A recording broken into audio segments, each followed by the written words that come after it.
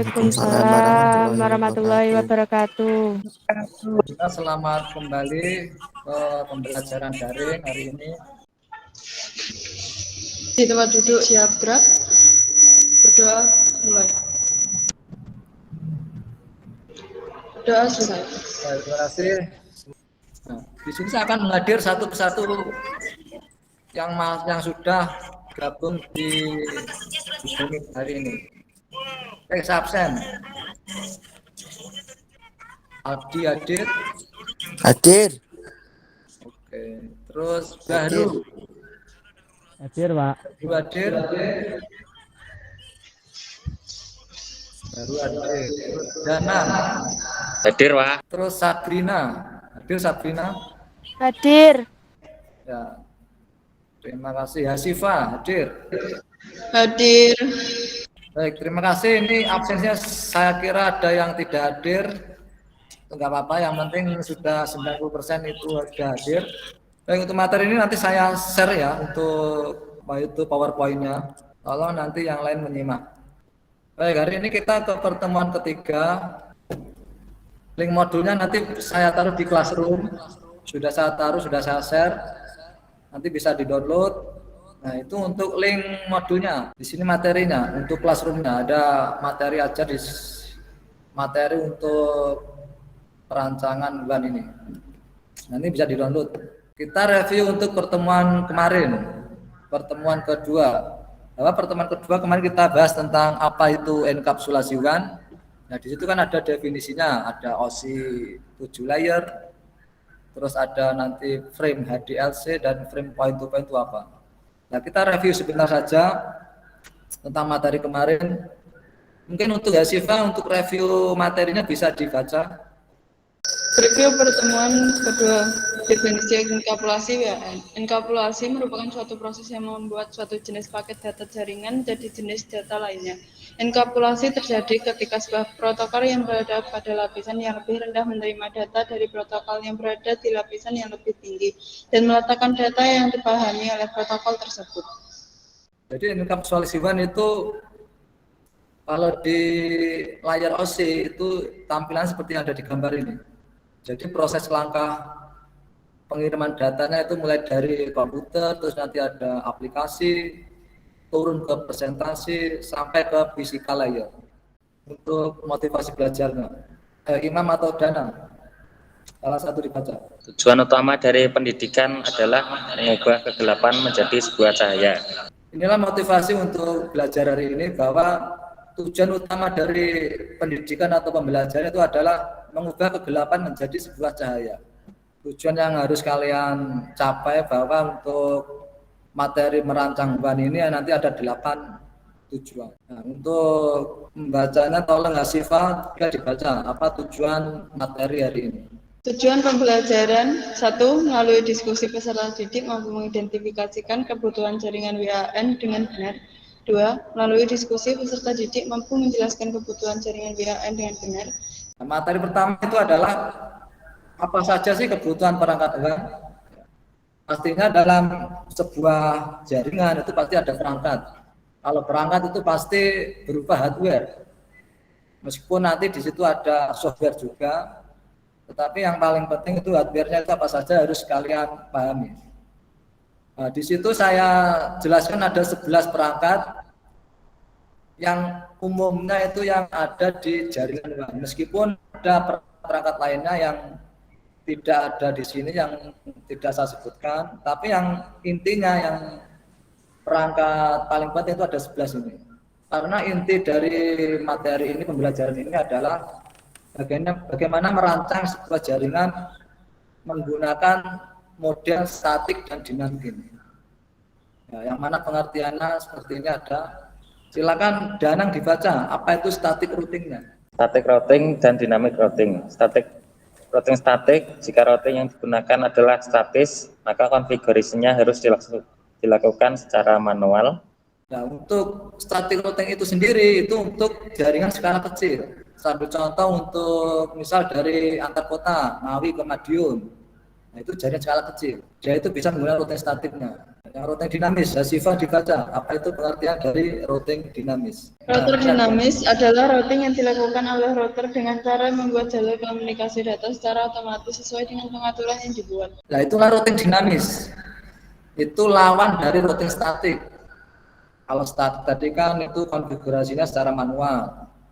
Nah, kalau untuk routing dinamis itu konfigurasinya secara otomatis. Ini lebih simpel. Nah, biasanya untuk routing dinamis ini itu jaringan skala besar. Ya, misal untuk melingkup antar negara. Ya, karena apa? Kalau untuk skala besar, kalau kita lakukan secara statik, ya nanti yang bagian administrasi jaringannya itu yang kerepotan. Makanya kita buat routing dinamis. Yang mana routing dinamis itu kita cukup konfigurasi satu router, nanti yang router berikutnya itu dia otomatis mengikuti konfigurasi dari router yang pertama. Baik, itulah pengertian dari routing statik dan routing dinamis. Apa itu cara kerja routing dinamis? Ayo dibaca Imam. Cara kerja routing dinamis yaitu protokol routing mengatur router sehingga dapat berkomunikasi antara router satu dengan router yang lain, dan saling memberikan informasi dan juga tentunya informasi routing yang dapat mengubah isi dari routing table. Static router lebih aman dibanding dynamic router karena statis router hanya mengandung informasi yang telah dimasukkan secara manual. Nah, sekali lagi saya ulang, silakan modul ini di-download, sudah saya taruh di sini di Classroom. Jadi modul yang saya sampaikan di sini yang tadi sudah dibaca oleh teman-temanmu nanti di-download ini. Ya, jadi misal kalau ada yang materi yang saya sampaikan kelewatan bisa dibaca ulang di modul ini. Baik, untuk kelemahan silakan Hasifah dibaca. Kelemahan 1. Administrasi cukup untuk statis, administrasinya cukup rumit dibanding dynamic routing, khususnya jika terdiri dari banyak router yang perlu dikonfigurasi secara manual. Sedangkan dinamis, beban kerja router menjadi lebih berat karena selalu memperbarui tabel routing setiap saat ketika ada perubahan. Itu apa yang dibacakan Hasifah tadi, bahwa kelemahan dari kedua routing tadi itu seperti yang saya tampilkan ini. Nah, ini untuk siswa yang memiliki laptop silakan mengikuti yang saya tampilkan di sini. Nah, misal perusahaan A memiliki cabang di perusahaan B. Ya, terus perusahaan B memiliki cabang lagi di perusahaan C. Kamu disuruh membuat jaringannya. Nah, kira-kira ini membutuhkan berapa router ini, Hasifah? Setidaknya 2 router. Satu ditaruh di Ngawi, satu ditaruh di Papua. Nah, untuk PT ABC yang di Ngawi ini ada router. Nah, di bawah router itu ada switch atau komputer. Dalam sebuah perusahaan itu pasti ada PC-nya, itu pasti. DC 0.0 ya, portnya sama, pilih salah satu. Router dan switch ini perangkatnya sama enggak? Fungsinya, Danang? Tidak. Tidak ya, kalau tidak. Nah, router ini kan untuk mengelola. Kalau switch dia itu hanya untuk apa itu kayak terminal jaringannya. Makanya kita pakai strike. Terus untuk switch ke PC ini pakai apa? Strike apa cross? Pakai strike ya. Karena perangkatnya fungsinya beda. Nah, sekali lagi yang memiliki laptop silakan dipraktekkan ini. Ini saya bagikan LKPD ya. Nanti saya bentuk kelompok. Untuk kelompoknya Siva sama Pipit, Danang sama Imam, nah, Viko sama Aldi, Sabrina sama Suli ya. Itu kelompoknya. Nah, terus untuk linknya, ya link LKPD-nya itu di Classroom sudah saya upload. Intinya dalam pengerjaan LKPD itu kurang lebih hampir sama yang saya praktekkan kemarin. Nah, nanti setiap kelompok mungkin bisa dipresentasikan ya. Nah, next nya 192. IP-nya nggak kelihatan, Pak. Kelihatan ya?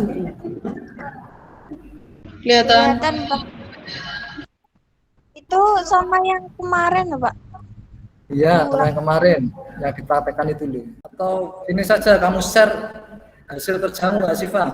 Habis ngeklik di router 1, diklik, habis itu masuk ke config 0/0 itu 192.168.0.1. Habis itu diklik di bagian subnet max, otomatis nanti keluar. Pas Ethernet 1, nanti 192, 168, 100, 1. Pertama kita kasih router di sini dan kasih kabel strap router 1, terus config, setelah itu routing, static. Networknya 192, 168, 101. Maksudnya seperti ini dan networknya ini.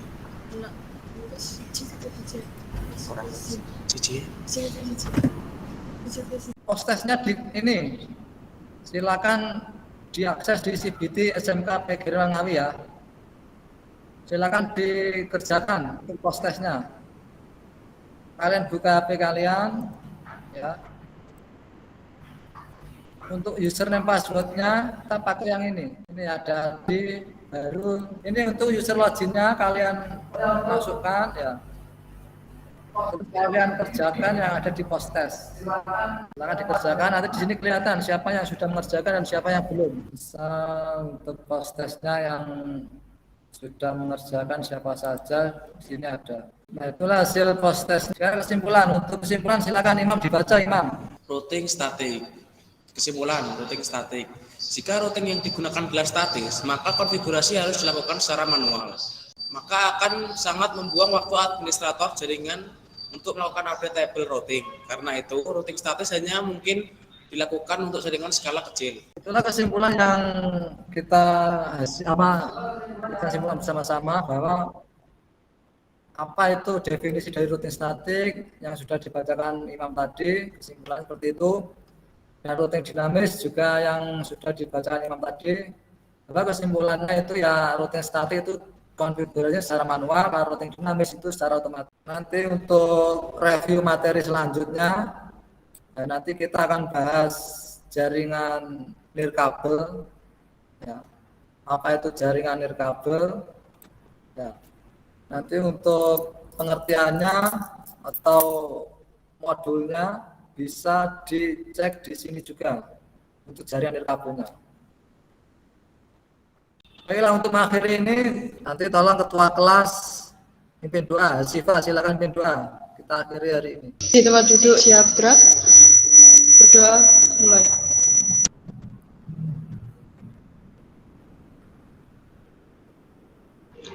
Doa selesai. Baik, terima kasih. Semoga pelajaran hari ini dapat terserap dengan baik dan materinya dapat bermanfaat ya. Nanti untuk LKPD-nya yang tadi yang belum mengerjakan dikumpulkan minggu depan. Ya, jadi LKPD dikumpulkan minggu depan. Saya tunggu dan diatur di classroom. Ya. Baiklah, untuk akhir ini saya ucapkan terima kasih. Saya akhiri, selamat siang. Wassalamualaikum warahmatullahi wabarakatuh. Waalaikumsalam Waalaikumsalam warahmatullahi wabarakatuh.